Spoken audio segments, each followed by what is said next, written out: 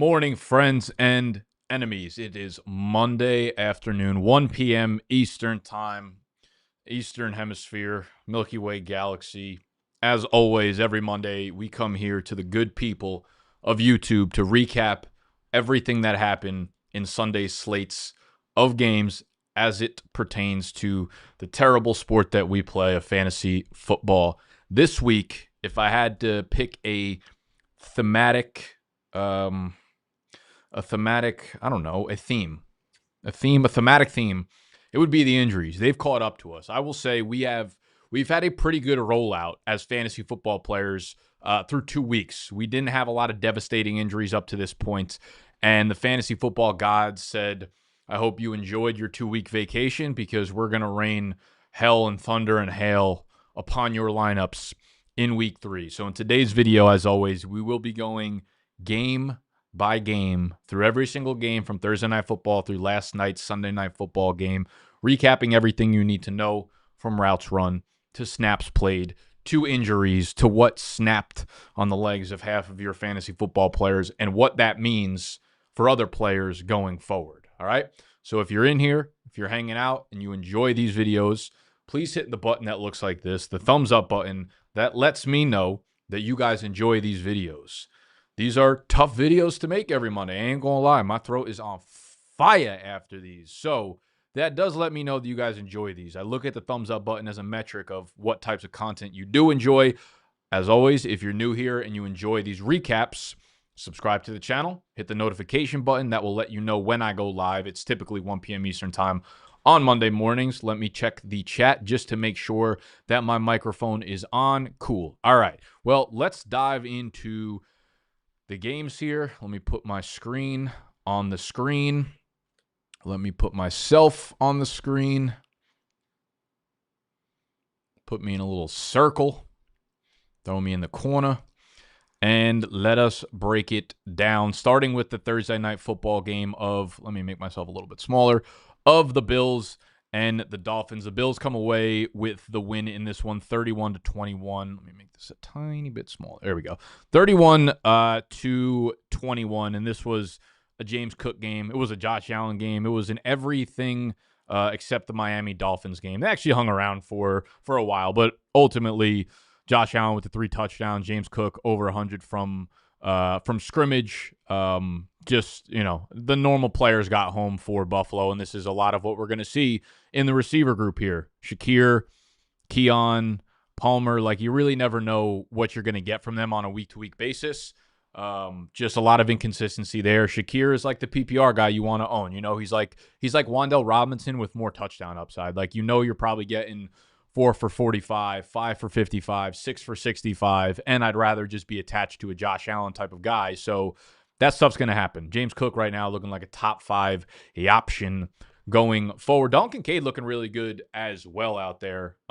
Just no targets for Dawson Knox out there. And what I'll typically do with you guys is I'll pull up these numbers courtesy of Fantasy Life. This is like the best resource ever, the utilization report, where you can look at any team, any position, anything that you want to throughout. And we heavily utilize this stuff in these videos. And the first one we're going to look at is the tight end split between Dalton Kincaid and Dawson Knox. Kincaid still hovering around 65% of the routes, but seeing a very high target share here, which is good to see. And he's having a mini third-year breakout. Now, again, this is the Dolphins passing defense, so it doesn't get much worse than that. So, predictably so, he had a nice week. So, Dalton Kincaid, I think, can be looked at as like a top 12 streaming option going forward.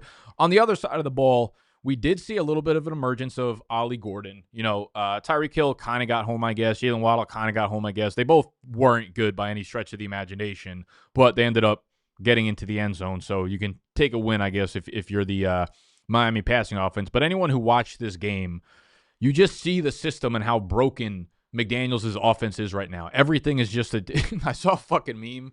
It's like one of those memes where it's like a quarterback is just like, oh, fuck it. Someone's up down there. You know what I mean? Like, if it's like Joe Burrow, he's like, fuck it. Jamar Chase is down there somewhere. And it was like Tua, fuck it. Devon Achane is down there somewhere. And it's just like a dump off to the flat. Achane with another 9 targets in this one. I think he even had 10, but they reversed a throw behind the line of scrimmage that counted as a carry anyways. But I will say the biggest emergence here, the biggest like fantasy takeaway I would have is that Ollie Gordon looks like he's probably going to take over a little bit of that Raheem Mostert role. Achane 12 carries, Ollie Gordon 9. The snap share was still very much in favor of Achane. He still played on around 80% of the snaps. Ollie Gordon did vulture the goal line carry, though. He got 2 of them, one of them into the end zone. So Achane, we know, gets home via the passing game. We'd like to see some more explosive plays in that facet of the game. 7 for 29 through the air, 4.1 yards per reception. Not great, but I do think those bigger days are ahead in the passing game. Like we saw last week, he was like that far away from another 40-yard touchdown catch, just barely stepped out of bounds. But I do think Ollie Gordon now kind of gets himself into that high-end handcuff role where they're going to use him in short down and distance situations, as we could see from the snaps here. I was looking at it before I came on camera, on screen. So Achane, 78% of the snaps here. Let's look at it from a raw number perspective. 46-14, 11-9 in terms of actual carries here. 32 routes to Ollie Gordon's 4. We know the roles here, but short down and distance was all Ollie Gordon. Inside the 5 was all Ollie Gordon. So we know the roles. And I do think this could cap Achane's ceiling a little bit. If he's not getting goal line carries, then I don't know how many touchdowns we can really project him for, or at least like the 15 touchdown upside ceiling that was possible prior might need to be pulled down a little bit, though Achane is still a stud in PPR, of course. So biggest takeaways from game 1 are really that. Ollie Gordon, high in handcuff, but at the end of the day, he's almost just like, I don't know, who can you look at? Like almost like an Algier, where it's like you can't obviously use him in your fantasy lineup, but high in handcuff, and every few games or every other game, he'll probably get a goal line carry or 2 and could get in there for you.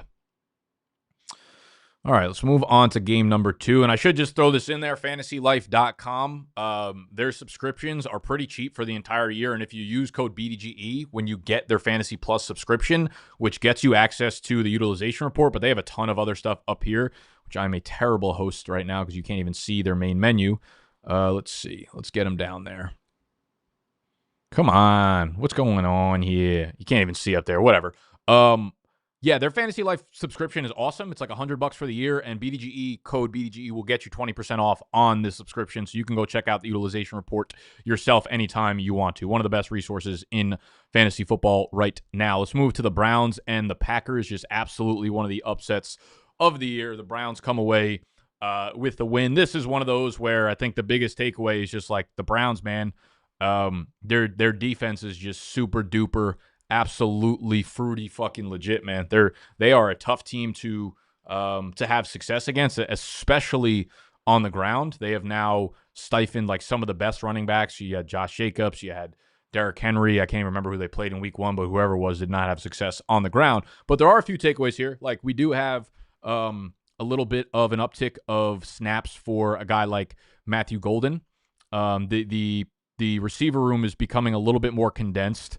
They had a total of 66 air yards in this one, so there wasn't a bunch to take away, again, because the Browns defense is so good. But if you look here, the total air yards for this receiver group was 65 air yards. And for reference, Christian Kirk this week by himself had 103 air yards. So, you do see the routes getting a little bit more condensed here. 84% for Golden, 68 for Wicks, and 94 for Romeo Doubs. You saw some concentrated targets right to Matthew Golden out the gate. So that's, I think, promising if you are a Golden owner here. On the flip side, I think the biggest takeaway has to be the backfield for the Browns. Quinshon Judkins, great game in this one. Ended up with, I think, 20 touches. Let's see what he ended up having. 18 for 94 on the ground, got the touchdown, 2 targets. So 20 opportunities, 19 touches overall. And I do think that we're going to see Judkins' passing game grow as well, where like Jerome Ford did play the passing down role for the most part, 70% of the snaps in long down and distance, 75% in the 2-minute drill. Judkins is going to run as many routes because he's going to be the primary first and second down running back. And he looked great. He was, breaking tackles. He was ripping off long runs. He was pushing the pile and racking up yards after contact per attempt. He is seeing nearly 60% of the snaps. They won't have a ton of game scripts, obviously, where they're going to like rely on the run and really be in games. But maybe this is a really messy team that just like, scrapes the teams above them down to their level. And it does become a super run heavy offense. And Judkins does get this type of crazy workload. He'll definitely be the goal line back. He'll get the very large majority of carries here. And I do think running that many routes in a Joe Flacco offense, like this was a down game in terms of his targets. He saw 2 of them, but I do think there are going to be games where Judkins has a ceiling and a really nice floor because on first and second downs, Flacco is going to look to check down quite often. So if you have Judkins, I think you have like a rock solid top 20 fantasy running back right now with like legit weekly top 12 upside based on matchup, based on game script and things like that. So Judkins was a big winner in this one. Passing game continues to be messy here. Njoku, Tillman, Fannin, Jerry Jeudy, no one really gets home in this one. And I think that's just the nature of the beast when you are investing in the Cleveland Browns passing offense. The Colts continue to just dominate 41-20 over the Tennessee Titans here. DJ, 228 and a touchdown, 27 more yards on the ground. Front runner for comeback player, Shane Steichen right now, front runner for coach of the year. They look like the clear front runner to win this division and really run away with it. Jonathan Taylor right now looking like probably the, top 2-3 fantasy pick at the moment. 100 yards on the ground, 3 touchdowns, including one of like the sickest touchdown runs you're going to see all year. Him breaking away on that 46-yarder was beautiful. Pittman continues to pace the receivers in this room right now, and he's the clear like alpha amongst the Pierce, the Downs, and the Adonai Mitchell. Continues to be pretty disappointing for Josh Downs. Unfortunately, he's still not like a full-time player, so it's Michael Pittman. And I will say, Alec Pierce, I believe, suffered a concussion, possibly. Came down really hard, smacked his head, so there's a good chance he misses next week, which, gives more target volume to guys like Pittman and Warren and, probably raises the floor of a guy like Josh Downs. On the flip side, Tony Pollard continues to see his targets. Calvin Ridley with another brutal outing.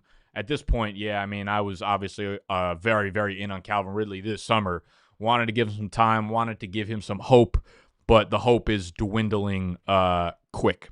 7 targets, so again, did lead the team in targets, has done that every single game, if not just tied for the team lead in targets. So you'd like to think it turns around, but Brian Callahan is quite literally like unbearable to watch. He is a horrendous head coach. That like 63-yard field goal debacle might have been some of the worst coaching I've ever seen. There was like a timeout, and then out of the timeout, he couldn't figure out how to do his offense, so he had to call a timeout. And then out of 2 timeouts, then they had an offensive penalty, which then moved the play back, and they had to kick a 63-yard field goal, which obviously it was some of the worst coaching I've seen, and I wouldn't be surprised if he doesn't make it through the end of this year. Maynor gets in with another touchdown. He's a tough one to figure out, but if you've had him in your lineup, you've had some pretty good returns so far. Obviously needs to be held. And at this point, you can do worse at your flex than a guy like Maynor. Tony Pollard continues to see almost all the workload. Tajay Spears probably back after week 4, but honestly, I'm not like too worried about what he's going to do and how he's going to eat into the workload of Tony Pollard. But, you'd like to see some more efficient days on the ground. Unfortunately, their offensive line is down a couple guys. It's not working very well. J.C. Latham is still out. And overall, the offense is just so non-creative that it's hard to get excited about the entire backfield right now. Pollard is just a high volume, high floor, like, top 20-ish type of running back. In games like this where he scores a touchdown and just catches 2 passes, like he gives you a nice floor for PPR for show. I see a lot of new people kind of came into the stream over the last few minutes. Right now, we've only got 237 thumbs up, but we have 1,600 people in the stream, all right? So let's close the gap a little bit. Let's close them cheeks. Let's hit the thumbs up button if you're in here. You're hanging out with me, please. Next up, the Vikings and the Bengals. Possibly the worst game I've ever seen in my entire life. Shout out to fucking Isaiah Rodgers. Multiple touchdowns. Wish I started him in flex over like half of my fantasy lineup this week. Vikings take it down 48-10 on the back of Jordan Mason for the most part. I mean, that was obvious. I think Mason by the end of the weekend was a consensus top 10, if not top 8 running back for everybody. And I think he will continue to be that as long as Aaron Jones is out. The Vikings travel to Dublin to take on the Steelers next week, I believe, and then they hop over to England for the game after that. And I think Wentz, as long as he doesn't lose them games, will continue to be the quarterback until McCarthy's ankle is magically healed after their week 6 bye. On the flip side, Cool. So everybody thought Jake Browning was going to be fine for Jamar Chase and T. Higgins. We did not. And then this happened, and it looked terrible. And I think the spectrum of overreactions is going to be wide. I think the right take was how I felt about it last week, where, like, yes, on a week-by-week basis, there's just no way that Jake Browning is going to be close to as good as Joe Burrow would be for these weapons. Everybody was like, oh, Browning's going to be fine for these guys. And now I think everyone's going to overreact and be like, wow, Browning absolutely tanks the shit out of the value of these guys. For me, it's less about Browning. Like, I think he's a fine backup QB. It was always that the matchups over the next 4 weeks were going to be fucking miserable for Cincinnati. Like, Browning against Brian Flores in week 1 in Minnesota was always going to be like an atrocious matchup for him. 140 passing yards, 2 interceptions, just brutal day all around. Took 3 sacks. A lot of fumbles for this team. P. Ryan lost the fumble. Noah Fant lost the fumble. Jamar Chase lost the fumble. Chase Brown fumbled, but didn't lose it. Either way, just one of the worst offensive outings you could ever find for a team. Jamar Chase, 5 for 50, loses the fumble. T. Higgins, not good either. Like, he was down far in my rankings this week. There are a lot of players I was starting over him, and I think that's going to be the case going forward. You got Cincinnati playing, I believe they're at Denver next week, so I don't really expect it to be that much better for this team. Chase Brown is an absolute shit show right now. I really don't know how we can trot him out as anything more than like a low-end flex play right now. Their offensive line is just, it's on par with what Ashton Genty is getting from the Raiders' offensive line right now. So he's tanked in the rankings. T. Higgins is tanked in the rankings. Jamar Chase is going to be, around probably where I had him this week, like wide receiver 15-ish in the rankings. Can always bust off a big play. And there will obviously be better days ahead than what we had for Cincinnati here. Anytime you just start to give the ball away to the other team, you lose fucking 4 fumbles, 2 interceptions. Like, the time of possession is going to be so wacky in favor of the other team that you can't really take away a ton of solidified actual themes of the game, unfortunately. But yeah, since he gets at Denver, I believe it's Detroit after that, maybe Green Bay after that. So it doesn't get a whole lot fucking easier for this offense right now. So you got Broncos, Detroit, Green Bay. Yeah, I'm in sicko mode right now where I literally like memorize the offense of every team and the next fucking 4 games they got. But after that, there is some hope, I think. Like, Steelers defense is trash right now. The Jets defense is not good. The Bears defense is pretty bad. Steelers, again, Patriots. Like, there's not a lot of spooky teams on the schedule after this 4-game run. So I do think better days are ahead. You get the Dolphins later. You get the Cardinals later. Like, yeah, I think it's just like time to adjust expectations to what they probably should have been going into the week with Jake Browning at quarterback. It's not great. One other piece of hope, a little bit of hopium for the Vikings, not that they need it after this big win, 2-1, is Christian Darrisaw back, and I believe Ryan Kelly should be back next week as well. So the offensive line should be close to full strength. Steelers and the Patriots, I mean, again, you want to talk, this felt like quite possibly in the history of the NFL, like maybe one of the most turnover like worthy days of any slate. Like, every team felt like they were just trying to lose the game, especially the Patriots in this one. You got the Steelers luckily winning 21-14. Aaron Rodgers has a pick, but they recover 4 fucking fumbles. Now, in the backfield, I think one of the takeaways here is just Jaylen Warren looks like, if you went 0 running back and Jaylen Warren was one of your guys, you hit really big there. And he's going to be a really high floor PPR player, I think, for the remainder of the season. Because, again, Kenny Gainwell is Kenny Gainwell, and they're just not, like, Caleb Johnson is not playing at all. He's not getting any snaps, not getting any touches. So it's pretty much just Jaylen Warren back there. He's not a great runner. He's cool in spurts and makes cool plays, but he's so involved in the passing game. Led the team in receptions here with 5 of them. Just dominates the touches, man. And Rodgers is clearly, like, gaining more and more trust with Jaylen Warren, who's a really good player. So he's someone that, like, there are honestly not a lot of running backs right now, given the state of the position, that I have ranked, like, too much higher than Warren outside of the obvious elite names. On the flip side, Drake May played well in spurts, interception, lost the fumble again. I think the biggest takeaway here is, one, you can't start any receivers in New England. I think we've kind of known this for a minute. The backfield, though, Ramondre and Antonio Gibson are are doing everything in their power to make people who drafted Travion Henderson look smart. And I don't know how sticky or predictive all this shit is going to be moving forward. So for those of you guys that like didn't really watch football or weren't paying attention yesterday, you could see down here, Ramondre Stevenson fumbled twice, lost both fumbles. Then Gibson became the guy, fumbled, lost that as well. So you have Henderson playing the clear RB3 and almost an afterthought in this offense. Now, once these guys started fumbling, like Ramondre did one on the goal line, which is like an absolute no-no, of course. Gibson lost the fumble. These are two guys with a history of fumbles, right? Like this was always one of the paths to Travion Henderson maybe getting on the field more. Didn't think it would happen all at once. The good news for Henderson owners is once they fumbled the ball, it was only him. He was the only back to get a touch in the entire like midway through third quarter into the fourth quarter. They just sat Stevenson. They just sat Gibson. And again, I don't know how sticky that's going to be moving forward. But I do think this definitely opens the door to Henderson getting more opportunities in the near future. Do I want to start him next week? Who are they playing next week? They play the Panthers. So you probably want to start some semblance of a running back for the Patriots. I think we're just going to have to keep a really close eye on what happens throughout practice.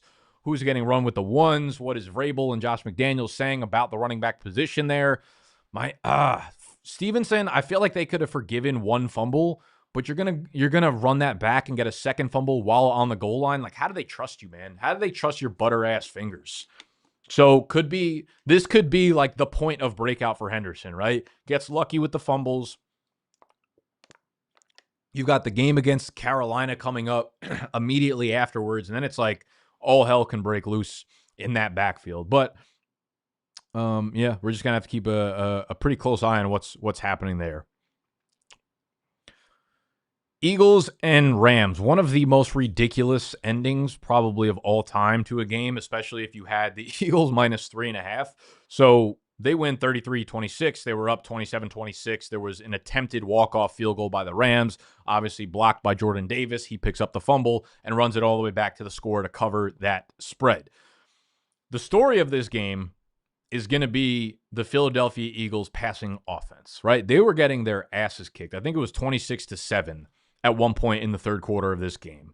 They had not thrown the ball. I think Jalen Hurts had like 35 passing yards in the first half. And shit was getting ugly. The run game wasn't working. But this is something that we talked about in the trade target video that I posted on Saturday, that the Rams thought they had it figured out in the playoffs last year before getting absolutely destroyed by Saquon. So it wasn't a surprise that they sold out to stop the run in this one, and it worked. And then Philly, being down 3 scores, had no choice but to turn to the passing game, and it worked out big time. And A.J. Brown was a fucking alien in yesterday's game. I mean, he made probably 3 to 4 individual catches in this one that would be the best catch for like 75% of the wide receivers in the NFL for their season. You know what I mean? Like, he was unbelievable in this game and just reminded everybody who he is as a receiver. That being said, they still want to win games via the run. I am wildly hesitant to start ranking these wide receivers. A.J. Brown is a set it and forget it top 10 fantasy wide receiver again. Devontae Smith is a reliable flex option. Like, sure, they're going to have their games where it spikes up here, spikes up there. But the Eagles are now 20-0 when Hurts, Saquon, Brown, and Smith all play and finish the game. Like, their identity is to run the ball. They win games by running the ball. Their first option is going to be to try to win the game by running. If and only if that doesn't work, will they move to the passing game? And I get it. Everybody wants that not to be the case for fantasy. But you're a fucking idiot if you can't see that. And you're a fucking idiot if you think that's stupid. They've won their last 20 fucking games with this personnel. What are we talking about? What are we talking about here? So, case in point, yes, everybody's so overreactionary about every single game. I think this is just going to go right back to where it was week 1 and week 2. Of course, A.J. Brown is capable of having spike weeks, but am I going to be ranking him as a top 8, top 5 fantasy wide receiver? No, I'm not, because I think we're way closer to what they were earlier, week 1 and week 2, than what we saw in the second half of week 3. They don't want to win the game through Hurts' arm. All right? One big injury caveat in this game, Lane Johnson got hurt. Has a stinger apparently, might miss time, might not miss time. I don't know. Something to keep an eye on. However, for the Rams, they lost, I believe, Kevin Dotson in this one of their guards, and they already had Steve Avila out in this one, so it could be a little bit of a mess for their offensive line, but they've kind of been dealing with that for the last couple of years anyway, so I think they're kind of used to it at this point. There was some overreactionary narratives all week about Blake Corum and Kyron Williams is, rapidly dissolving snap gap. And, obviously that is not actually sticky. Kyron Williams with 23 opportunities to Blake Corum's 8. Kyron gets home 20 for 94 on the ground, also catches a touchdown. Puka does Puka things, 11 for 112. Davante Adams. Listen, in my wide receiver rankings video on Thursday last week, which I do every week. So if you want to see how I rank every receiver and every running back every week, I do that Wednesday, Thursdays. Make sure you subscribe to the channel for that. I said I was hesitant about Davante Adams because I thought he was going to get the George Pickens treatment, meaning Puka would be like CeeDee Lamb in week 1, where they shadowed Quinyon Mitchell on George Pickens and relatively shut him down, and I assumed that was going to be the same thing with Davante Adams.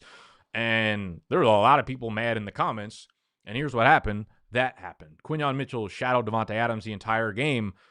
Adams caught one pass, that 44-yard, he didn't catch one pass for the game, but he had one effective pass, that 44-yard touchdown catch that I think really easily could have been an OPI call. And outside of that, Quinyon shadowed him for the entire game and pretty much shut him down. So process was correct. Results were incorrect. But again, I think this is going to happen often with the Rams. Regardless, they are feeding Davante Adams so many fucking end zone targets. It's almost nauseating if you own anyone else in that offense. They get down inside the 5 and 10, and every single time it's just pepper D Adams. And I get it. Great red zone option, obviously, but they're not converting at a rate that they probably imagined that they were going to. So I do have to imagine that some of these targets are going to start going to Puka soon, but regardless, it doesn't matter. 15 targets for Puka, 11 for 112. It is what it is there. So Kyron still an RB1 despite the over-exaggerated narrative, and we move onward and forthward. Bucks and the Jets. Tyrod filled in. This was another crazy ending. Tampa Bay with a walk-off field goal here. Tyrod was good for Garrett Wilson. That wasn't really surprising to anyone. I don't know that it's guaranteed Justin Fields plays next week. I don't know that it's guaranteed that he's back in the lineup. I think if the Jets coaching staff was comfortable with how Tyrod ran the offense, I think there's a chance that they say, hey, we want to wait until Justin Fields is 100% healthy, even though I feel like that's the case once you're clear from concussion protocol. Just saying, again, if you're a Justin Fields owner in 1QB, you're streaming him, or in Superflex, just have a contingency option because I think there is a chance that that does happen. So at this point, Garrett Wilson's just getting so many targets that you just have to keep him in your lineup, obviously. Breece Hall is really, really suspect at this point. It's just up and down every single week with him. On the flip side, we do have our first real injury of the video, and that is Mike Evans' hamstring. Now, the reaction says one thing. It said that Mike Evans probably felt like it was a severe hamstring injury. Now, I don't know if it was a pain thing or if he was just so frustrated with the fact that he has now dealt with a hamstring injury for 3 or 4 straight seasons. He missed, 3-4 games last year with the hamstring pull. Now, this time around, pulls the hamstring, having a pretty strong game. I think I just saw a report right before I got on live. Let me check Twitter while we're hanging out here. I think it was relatively minor, apparently. Jamal. While Bucks coach Todd Bowles said the team does not have MRI results for star wide receiver Mike Evans, he termed the injury as low grade based on the initial diagnosis, a good sign that it won't be long term. So if he avoids the IR, I feel like that's a win for all intents and purposes for Mike Evans owners. So maybe he misses a week, maybe he misses 2 or 3, but again, if he misses the IR, then I feel like that's a pretty good outcome for him. Emeka Egbuka, he is just so fucking impressive, man. He is so good, and if Evans misses time, we have to see what happens with Chris Godwin. They said he's very close to returning, although their initial timeline was around October. So I kind of feel like maybe these reports are a little bit exaggerated right now, that he could be back for week 4. Regardless, I think he'll be very much like slow played into a larger role. So if Evans misses time, I think Emeka Egbuka's target numbers are going to be sort of out of control. And I do think it makes Cade Otton, despite him having like nothing going on here, a little bit of an interesting pickup, because last year, if you remember, Cade Otton, when Godwin and Evans missed time, became like a feature part of their offense. So I think he can make some noise. Sterling Shepard obviously had a big game. He becomes like a primary target behind Egbuka if Evans and Godwin are both out. The other takeaway here, the Bucs were missing 60% of their starting offensive line in this one. And obviously that's why Bucky struggled. But Bucky had 29 touches in this one. So if there's a fantasy owner out there that's selling Bucky at even a minimal fraction of a discount to you, now would be the time to get him. Because if we have Tristan Wirfs back and they get back any of their other pieces of the offensive line and they're at full strength, Bucky getting 29 touches in this offense is going to be league-breaking. 29 touches for him, right? Rachaad White, 5 carries, 1 target for 2 yards. Like, terrible output for him, but 29 touches, man. That's serious. Commanders and the Raiders. All right, so we had a bunch of bullshit-ass garbage time scoring for Geno Smith and Trey Tucker here, and I know people are going to lose their minds spending fab on Tucker. And here's what I'll say with Trey Tucker. He's going to end up being the wide receiver 1. He's going to be, barring anything crazy in Monday night, which could absolutely happen because it's Baltimore and Detroit, and the over-under that game's like fucking 54. Barring someone topping him, he had 40.9 PPR fantasy points. He's going to be the number 1 overall player on the week. 9 targets, 8 catches, 145 yards, and 3 touchdowns. Okay? Crazy week. That being said, the 2 games prior to this, 2 catches and 3 catches. All right? He's like this week's Wan'Dale Robinson. He's the Calvin Austin of Las Vegas. What I do think is sticky, what I do think is interesting is, one, he has 4.4 speed. And this was like, I really liked Deontay Thornton this offseason as a sleeper, like someone you could take in the last round of your drafts, hoping that what Trey Tucker is doing, Thornton could have done. It was just a coin flip that it worked this way instead of that way. But this is what I was hoping from him. Didn't happen. Happened with Trey Tucker. What is sticky, I believe, is his role. He is a legit near every single down player for the Raiders here. He has played on 93% of the dropbacks for the Raiders, seeing a 20% target share, 28% of the air yards for the team, which leads the team, 43% of the end zone targets, which obviously a lot of that is buoyed by what happened in week 3. But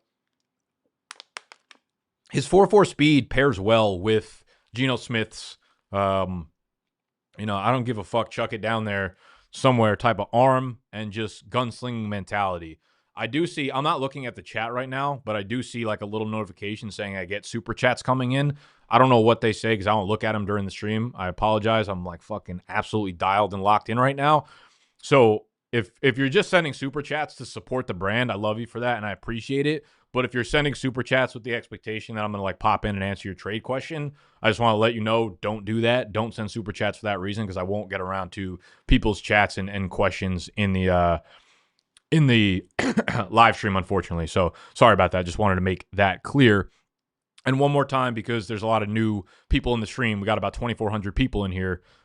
This website I'm using right now, right here, where you could see the snap counts, the targets per route run, the number of snaps and targets and everything like that, is fantasylife.com. And this is the utilization report. It is the best fucking resource in the industry. If you go sign up for a Fantasy Life subscription and you use code BDGE when you check out, not only is it going to be like, I think $80 for the entire season, up until you get a full year. So all the way until like 4 weeks into the next season, you're going to get 20% off. So it's going to be much cheaper. And this is such a good resource if you want to do your own research while you're making like waiver wire moves, etc.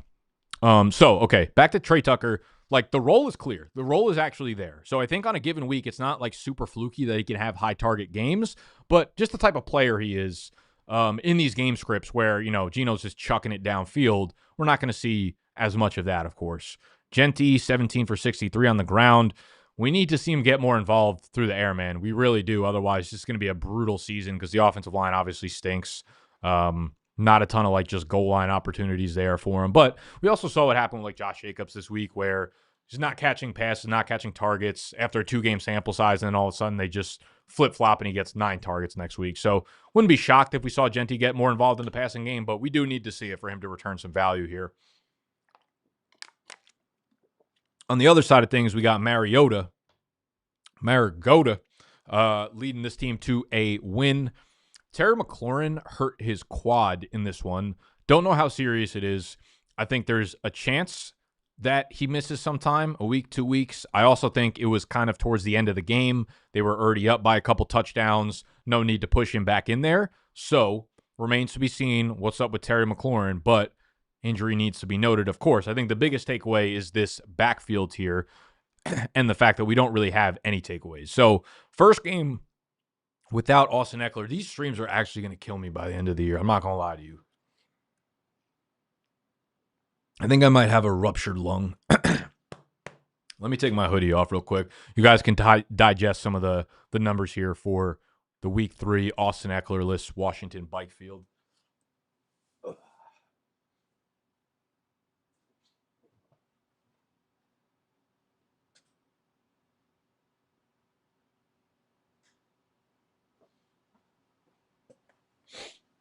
All right, we're literally so back like we never left in our entire lives. Okay, so this backfield is going to be actually impossible to predict on a week-to-week basis for right now. Chris Rodriguez got the start. Him and Bill both got 39% of the snaps. Jeremy McNichols, 26%. The carries, 11 to Rodriguez, 8 to JCM. He does get a goal line carry, gets into the end zone. McNichols busts off a 60-yard touchdown run. He only had 4 carries. Does that lead to more carries for him? That's the type of play that would typically do something like that. He was the clear passing down back here in passing situations. 6 long down and distance snaps, just 1 for Rodriguez, 0 for Bill. 3 of the 3 2-minute and 4-minute drill snaps. So, like, we have base work being divided by Rodriguez and JCM. We've got the clear passing down roles going to McNichols, which is why it's like on the waiver wire this week. Do not invest anything serious into any of these guys. If I'm ranking them, I want JCM for sure. Like, the way I'm looking at this is JCM feels like the most clear, like, buy, the most clear post-rookie buy bump dude. Like, you got him late. He's already basically the starter, or at least playing the most snaps in this backfield, and going to earn more and more of the trust of this coaching staff. This backfield, they clearly want to use a committee. McNichols and Rodriguez are both veterans in this scheme that the coaching staff trusts. You have a late day 3 pick in Ja'Cory Crosskey-Moret, who still needs to get acclimated to NFL speed, who still needs to learn the scheme. They need to feel comfortable with him in pass blocking situations. They need to feel comfortable with him in the 2-minute drill and hurry up, know that he knows the playbook, know that he can get up to speed, know that he has that conditioning. Like, there are still a lot of things that it's very early in the season that I still would be very surprised if by like week 8 or 9 or 10, JCM is not playing on 55 to 60% of the snaps, taking all the goal line work, seeing some base down targets. Like, he's still very much the guy that I want to buy in this offense and that I want to own in the Commanders' backfield. I just think looking at it from a normal NFL football perspective, the coaching staff just has 2 guys that they trust not to fuck things up in the backfield for right now while they get JCM really up to speed and feel comfortable with him. I don't really want to talk about this game, if that's okay with you guys. Bijan's good. Yeah, I might be a little bit worried about London. Kyle Pitts fucking stinks. I'm not worried about Penix. You are. I'm not worried about him at all. That's you. That's you, not me. I mean, we beat the Vikings 22-6 and then fucking get beat 30-0 by the Panthers. I'm stressed, man. I don't really have any takeaways other than Tedero McMillan's just really fucking good at football, man.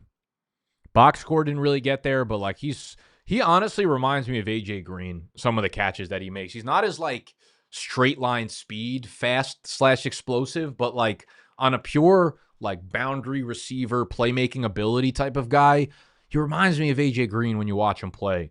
The other thing I will say for the Panthers, pick up Jalen Coker if you can. If Coker's on the IR somewhere in your league, this is the time to go get him and stash him. because Hunter Renfrow is Hunter Renfrow. Xavier Legette, their first-round pick from a year ago, is already a healthy scratch.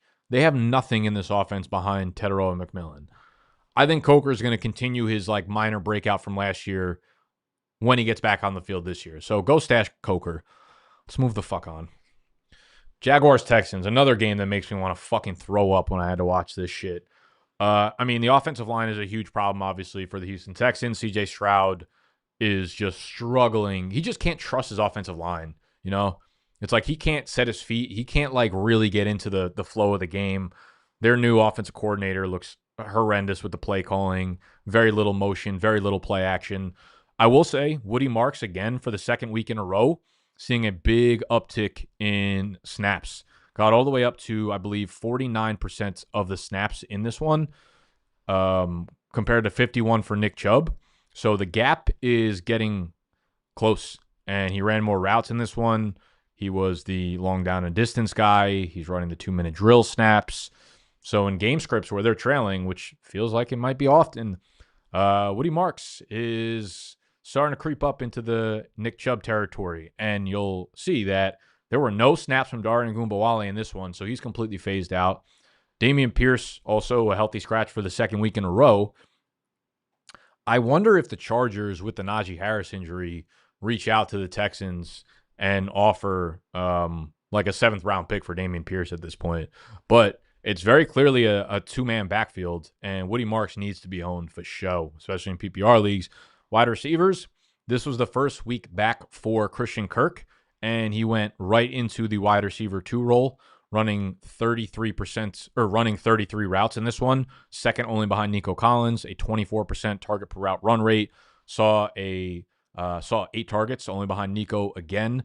The catchable target rate was low.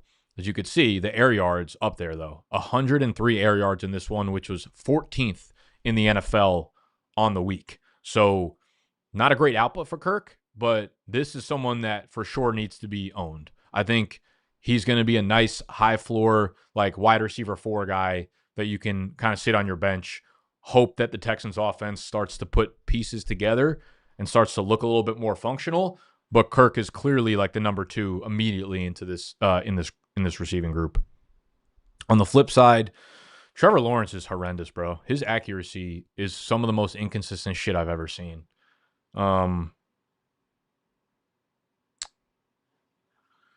What else we got going on?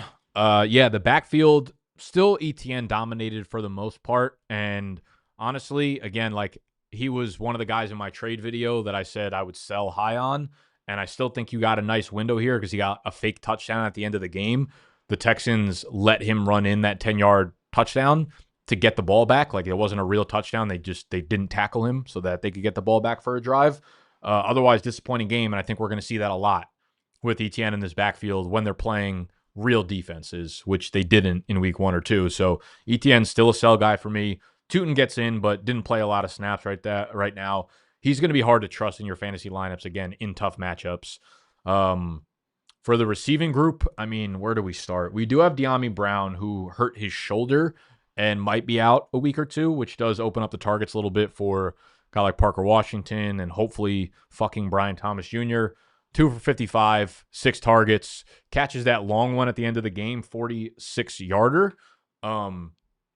Was kind of shocked. I was watching that in real time, as I'm sure a lot of you guys were, that he didn't crib that one. That felt he had breakaway speed, and there's no way he's getting caught because of how fast he is. I was surprised he got brought down, but I also heard this morning that was the fastest ball carrier speed per next gen stats of the weekend. So I don't know. I guess that cornerback was just fast as shit.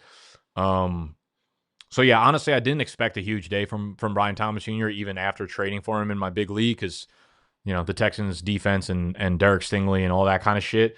Speaking of, Derek Stingley had a rib injury in this one, and I think there is some pessimism that he misses time. So that should be noted for the Texans' defensive side of the ball. Travis Hunter at this point, like I said in the wide receiver ranking video, I don't think he can come close to sniffing your lineups. He's coming dangerously close to drop territory. He is playing a lot of cornerback right now. He's not a full-time anything at this point. I think he's better at cornerback than what he is as a wide receiver at the NFL level right now. On Sunday, he played 61% of the snaps on offense with De'Ami Brown leaving in this game. So Tim Patrick saw an increase in play, not Travis Hunter. And on the defensive side of the ball, I believe Hunter played around 65% of the snaps there. So again, Hunter stock right now for show on the decline. Yeah, that's it. But listen, at the same time, Jacksonville's 2-1 and just as easily could have been 3-0. They lost to the Bengals on the end of the game type of shit. Like they could be a 3-0 team that just looks clunky getting it done, but whatever. Chargers and Broncos. So for the Chargers, we obviously saw Najee Harris pop his Achilles. He's going to be out for the year. For the receiver group, I mean, we saw the same kind of, it's Quentin Johnson, 6 for 89 on 10. Keenan Allen, 7 for 65. He gets in again for 11. Ladd McConkey, disappointing, 4 for 41. It's just so hard to predict who's going to eat on a week-to-week basis, and it just feels like you just keep rolling all three of those guys out, knowing that they're going to be high-floor guys. One of them is going to score a touchdown. If not, 2 or 3 of them are going to score a touchdown. So, you just kind of ride it out for the long term. It's kind of insane. One, I think Harbaugh is just such a good fucking coach, man. I don't know what he does, but him in terms of just, a developer and being able to get the best out of his players is, really insane.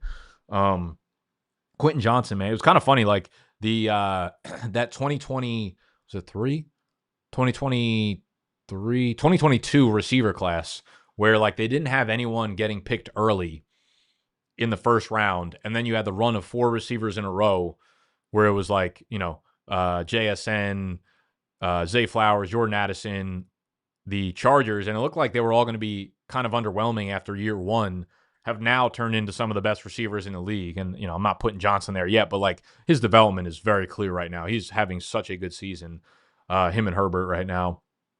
So that's a takeaway there. And obviously, in that trade video, I had Omarion Hampton as a guy that I was extremely worried about because Najee Harris, let's be honest here. If you're watching the game, they were going every other series. It was 50-50 down the middle. Najee looked good before popping his Achilles. That was going to be a problem. He's out now for the year, and now it's all Omarion Hampton's backfield. I don't know what they're going to do in the running back position. Like I said, Hassan Haskins maybe get some work. I know fucking Harbaugh loves him for whatever reason. I do think there's a chance that they look at a different veteran out there, trade the 7th for Dameon Pierce. Maybe they bring back Gus Edwards, a guy that they had last year that they cut. So I still think there's a chance that someone else takes some work. But, I mean, Hampton, 19 carries, 70 yards, gets the touchdown. Also really involved in the passing game. 7 targets, 6 catches, 59 yards. That's not something I think is sticky. Herbert threw the ball 47 times in this one, though their pass rate this year has been way higher than expected. So I do think that's seemingly the direction that they want to go in. But in terms of throwing to the running backs, we saw over the first couple games, that was not a big part of their offense. And that's typically not the style of a Greg Roman offense. So great to see from Hampton. And he is a relatively good pass catching back. He's one of those guys that's Zeke or James Conner or whoever, where they're not the Christian McCaffreys or the Jahmyr Gibbses, but in the right situation, if they're going to get targets, they're probably going to catch them and be fine, especially in open space. So Hampton looks like a really, really good option right now, obviously with the Najee Harris injury. The other player to point out here, Oronde Gadsden. He's a rookie, extremely athletic tight end. People were high on him, day 3 kind of guy. I forget what college he's out of. Syracuse, 6'5", 236, way more of an inline tight end. Let me bring up his player profiler page to show you guys. He's a big pass catching type of guy. Do they have his college numbers on here? No, they don't. All right, whatever. Maybe he gets more involved. I don't know how sticky that's going to be either. Let's move over to the Chargers and see what the snap counts were like. But he caught a bunch of passes in this game. 15 routes to Conklin's 15. Just happened to have a really high target share. So I don't know that that's going to be something super sticky. But if you're in a deeper league, if you're in a 2 tight end league, you're in a 14, 16 teamer, maybe he's worth a look. What else did we have on the flip side? Yeah, tough game for Bo Nix. I know people are going to hit the replay button on all those overthrows. He had 3 overthrows that could have been an extra 150 yards to his stats. I think there's going to be a little bit of an overreaction to Bo Nix and the Broncos. I think if he connects on 1 or 2 of those, his game looks a lot better. They're 1-2 right now. but really easily could be 3-0, 2-1. Like last week, they had the bullshit call at the end of the game that they ended up losing on the walk-off field goal to the Colts, which was kind of nonsensical. And then you had the walk-off field goal. Like they lost this game to the Chargers, obviously, but lose on a walk-off field goal, you're right there, obviously. Dobbins keeps dominating the backfield, 11 for 83 and a touchdown. Harvey, complete non-factor for the time being. Troy Franklin went back to kind of being a fucking donut again. One of my concerns with him.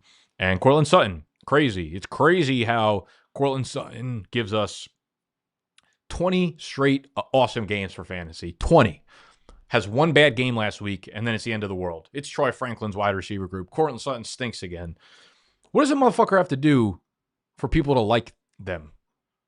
Can anyone like anyone in fantasy? I don't get it.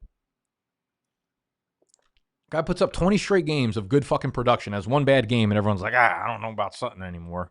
I don't know about that guy, Cortland. You fucking idiots. What else we got going on? Seahawks and the Saints. I mean, I don't really know what takeaways we can have from this. Seattle just beat the fuck out of them. It was 38-6 at halftime, so the game script just went absolutely sideways here. We had the punt return touchdown. It was just like turnovers by the line of scrimmage. So we had no Zach Charbonnet. Kenneth Walker dominated the touches in the backfield, at least for the first half, while they were like playing the actual game itself. 2 touchdowns because they just kept getting the ball at the 1 yard line, whatever. So ended up getting home for Kenneth Walker. Big day. We'll see if Charbonnet can get active. I believe they're on a short week. I think they're playing on the Thursday night football game. Yeah, against the Cardinals on Thursday. So I would say there's probably a less than a 50% chance that Zach Charbonnet can get ready for that game. So it might be another big run out for Kenneth Walker and his owners there. JSN keeps eating. Torrey Horton, another guy that I like really want to suggest people stash, but I don't think you can hold on to him unless you're in a 12-team or deeper league.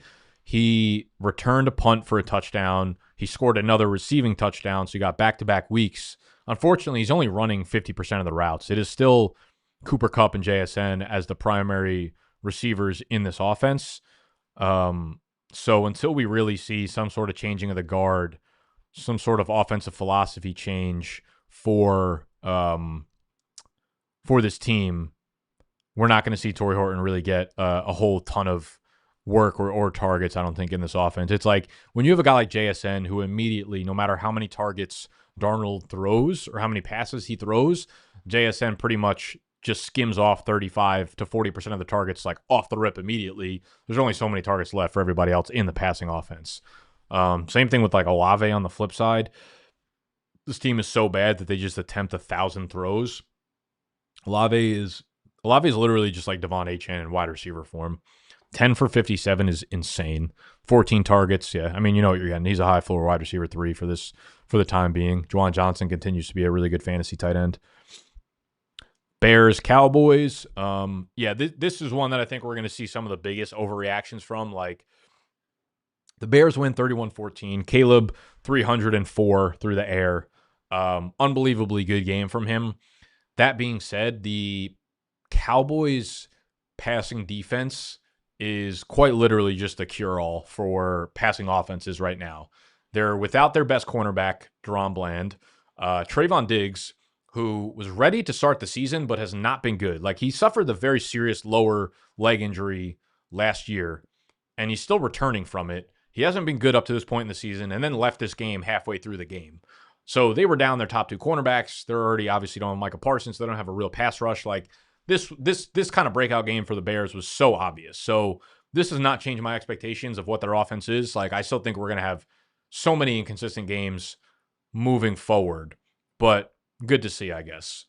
Still a lot to break down in this game because we have CeeDee Lamb. Most people's first round picks. He suffers this ankle injury. Now, this is from everything that I've gathered, from everything I've read and watched, and since I'm only technically a doctor, I'll give you other people's points of view. It is a variation of a high ankle sprain. However, his foot and his ankle was not planted in the ground when it happened, so this is considered a very low form of a high ankle sprain. So there is optimism that it's not actually that serious, that he won't be placed on IR. I think you are almost definitely going to see him miss a week, possibly 2. probably 51-49 too, but I think there's a real chance he returns after 2 or 3 weeks. So probably best case scenario if you're a CeeDee Lamb owner in which he suffered a high ankle sprain. So I think there is cautious optimism about this not like tanking the remainder of his season. So the CeeDee Lamb injury sucks, obviously, but, a little bit of a lucky break, I suppose. Now, the receiver room gets a little weird after that because you have Pickens as the 2. And as someone who has Pickens, I'm pretty heavily invested in Pickens. This injury, I think, is borderline worst case scenario. Pickens, I really just don't think he is suited to be a number 1, especially not in this offense. CeeDee's so good because they use him over the middle of the field, the intermediate part of the field, in the slot where he gets easy separation. Pickens is a pure outside wide receiver guy that takes plays off, that runs some lazy routes, that makes amazing catches, so it makes you forget about those. But he's nowhere near the talent level that CeeDee Lamb is. And I don't think he's going to see the target numbers that CeeDee Lamb saw. And I don't think they start running their passing offense through him. So while I think he'll get there over the next couple of weeks while CeeDee Lamb's out because of pure volume floor, I'm not expecting massive games from Pickens going forward, to be honest with you. I think he's a fine wide receiver too, but I would genuinely prefer, as crazy as it sounds, I genuinely prefer CeeDee Lamb back in the lineup as a Pickens owner. Now, if they start moving him in the slot, which would be fucking awesome, then we'll have a different conversation, but it doesn't feel like they're going to do that with Pickens. It opens up some targets for Jalen Tolbert and Kevontae Turpin, but there's no way you're in a serious league if you are putting those guys in your lineup. Jake Ferguson, 14 targets, 13 catches, 82. He seems to be the main beneficiary, obviously, here of this injury. So Ferguson feels like a set and forget PPR wide receiver or tight end for the time being. On the flip side, another good game from Rome. Led the team in targets with 7, 3 for 62, and a touchdown. Could have had a bigger day. Dropped a touchdown pass, which was half Caleb's fault, half Rome's fault. But, he's clearly the alpha in this offense, but also was clearly going to have another big game in this one. Luther Burden is definitely needed as a talking point right now. Here's what I'll say for Luther Burden, man. 3 targets in this one. 3 for 101. So he goes over 100 receiving yards. However, 65 of those came on a flea flicker receiving touchdown. Not projectable, not repeatable, not predictive. And while it's easy to get excited about Luther Burden. Everyone loved him from Dynasty season. He was a top 40 pick, but we need to be real with ourselves here. The man's ran 9 routes in this game. Still very clearly behind Rome. Still very clearly behind DJ Moore. Still very clearly behind Olamide Zaccheaus.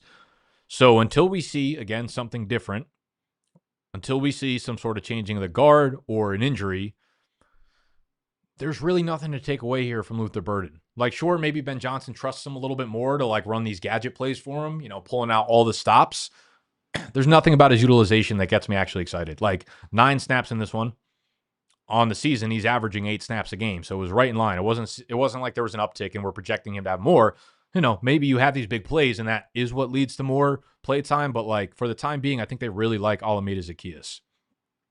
So, Luther, nice day, but let's be real here. Colson Loveland left this game with a hip injury, I believe. So, if he's out extended periods, maybe Cole Kmet could be a streaming option for you, but I'm not overly excited about that one. We can move to the Niners and the Cardinals. So, another huge injury on the day. James Conner looks like he's going to be done for the season with a major, I believe it's an ankle injury. Opens up the door for Trey Benson, obviously. Now, with Trey Benson, I think there's a few ways to look at this. You could look at the snaps when Conner went out, and it became pretty much all Trey Benson. He was an 80% snap guy, getting almost all the rushing attempts, playing on the majority of passing down roles. And what does encourage me for Trey Benson's upside going forward is the fact that he was already playing the passing down role in this offense. He was the 3rd down back, the 2-minute drill back. So clearly the coaching staff has that trust in him to do that job. So maybe they allow him to do that on top of the base work. So right now, I am assuming he gets all the base work, 1st and 2nd downs, all of the goal line work. So everything James Conner was doing, Trey Benson, I think, inherits. I have a tough time understanding what they're going to do in the passing down role. They trusted it with Trey Benson, but we see this a lot with coaching staffs. Like, they force guys that are not like passing down players just into that role. We've seen it with many different coaching staffs. We've seen it with many different styles of players that you don't look at and regard as passing down backs, but they just like to use that style. And like Amari DiMarcado came in and played a passing down role, and we've also seen him do that before in the Cardinals offense. I think there's a chance that they activate Michael Carter to play some snaps. Overall, what I think this does for Trey Benson is very explosive athlete, going to have the goal line role. He's not as good of a runner inside the tackles, not even close to James Conner, but the role is going to be really juicy. I think he's a really solid, solidified top 15, 18, 20 running back 2 going forward with easy RB1 upside on a weekly basis, given his volume floor, especially against good matchups. So going forward, if you had Trey Benson, if you were holding on to him, whether someone else had Conner or you did, this is a massive win for your team. Outside of that, the offense, I mean, I'll just keep saying the same thing over and over again. I wanted nothing to do with Marvin Harrison or Kyler Murray this summer, and I still do not. I just don't trust them at all. I just don't think Kyler Murray is a high-level operating NFL quarterback. He is one of the best athletes in the world. I just don't think he has what it takes to be like a high-level NFL quarterback. So that will be my stance forever. On the flip side, Mac Jones does lead them to another win. It was kind of ugly. He got banged up. I do believe Brock Purdy is probably, if I had to guess, he'll be returning next week. I think Juwan Jennings is probably really close to returning. Ricky Pearsall had a massive game, which was one of the least surprising things on the entire slate. 11 targets, 8 catches, 117 yards. George Kittle's still out, obviously. Brandon Ayuk's still out, obviously. Without Juwan Jennings, I mean, they didn't have a legit wide receiver. Nothing, not to take away from Ricky's day, man. He was fucking awesome out there. And these are the types of games that help you develop into like a real high-end wide receiver 1. But I do think as soon as Juwan Jennings is back on the field, like, you do have a much more split target share. Christian McCaffrey, another 27 touches in this one. They're just going to feed him until he explodes, I think. So for right now, ride till the wheels fall off. Any other injuries in this game? I don't think so. Last game of the evening, we had Sunday Night Football. The Chiefs beat the Giants 22-9.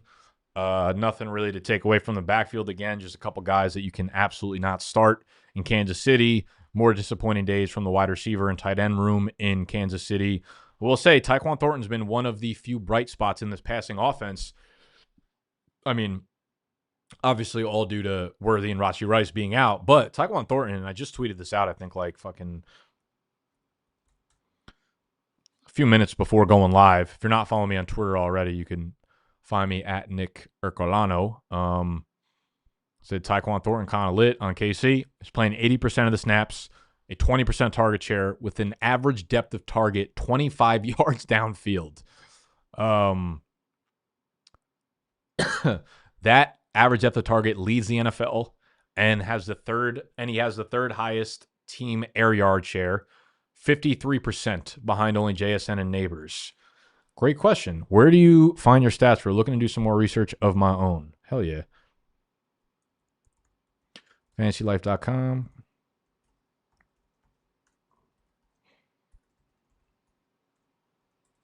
That's how you do fucking marketing in modern day.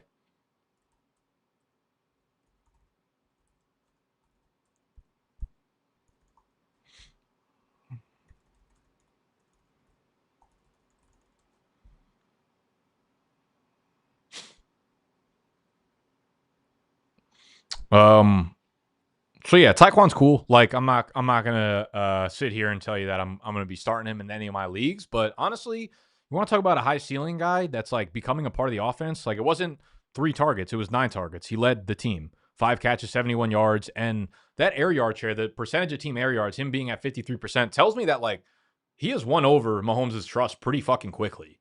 And every time that man throws the ball downfield, it is to Tyquan Thornton every single time. Xavier Worthy probably should be back next week. That being said, though, I don't know that they use him in a downfield capacity right away. He might still just continue to be like a line of scrimmage dude. So, on the flip side, the Giants get their ass beat once again. And the very, very only lone bright spot of this team was Cam Scatabo, man. This dude was so much fucking fun to watch in college, and he is playing the exact same way. I don't know if he's going to have longevity in the league because of how he plays, but man, it's going to be fun while we do have him. Tyrone Tracy dislocated his shoulder. He is going to miss some time. I don't know if they're going to place him on IR. I think there's a decent chance, which means he'll miss 4 weeks. I think there's also a chance he doesn't get placed on IR and he misses less than that, but we'll have to see. In the time being, it's going to be Scadabo's backfield. I think Devin Singletary will play a role there, but as you could see, Scadabo, 10 for 60 on the ground, 6 yards per carry, and a touchdown against one of the league's best run defenses. 6 for 61 through the air, leads the team. 8 targets, leads the team in receptions, receiving yards. That is what makes him someone who can become a household name fucking quickly because he could play on all 3 downs. He is not only big, bruising, can get you those short yardage runs, can get you into the end zone on the goal line, but he is such a good pass catcher. Like, it's hard to be that big and also that good of an athlete as a pass catcher. So Scadabo, I really think, might be a household name by the time Tyrone Tracy comes back. So if you have him, I mean, he's owned in 80% of leagues, so only in unserious leagues will he be available on the waiver wire. If he is, you're dropping everything for him. If not, you got an absolute dub if you have Cam Scadabo on your bench because he's going to get as much work as he could possibly handle, and I think he's going to be pretty fucking good doing it. Malik, I mean, listen, when you're playing the Chiefs and you have one good option to go to, like the Chiefs are going to take away. They're going to take that away, so that's what happened with Malik there.